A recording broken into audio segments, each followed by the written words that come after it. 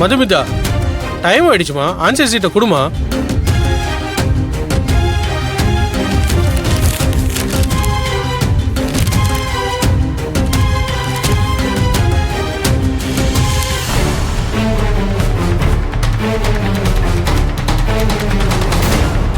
என்னம்மா இது?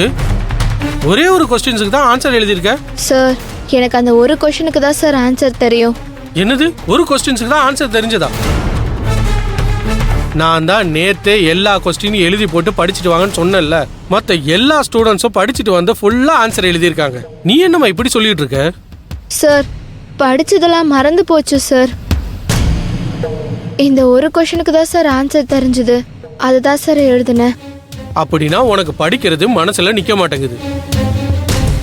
ஒன்னும் பிரச்சனை இல்லை. இப்ப நான் சொல்ற மாதிரி பண்ணு, காலத்துக்கும் உனக்கு மறக்காது.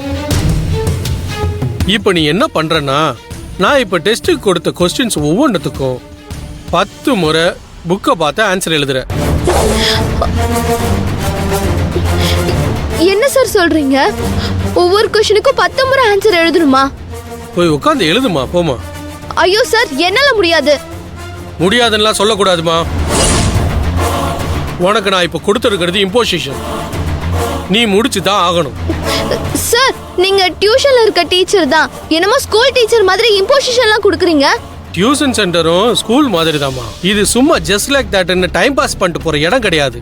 நீங்க ஸ்கூல் எக்ஸாம்ல நல்ல மார்க் ஸ்கோர் பண்றதுக்காக தான் ஒவ்வொரு பேரண்ட்ஸும் உங்க படிப்புக்குன்னு தனியா பே பண்ணி இங்க வந்து விட்டுருக்காங்க.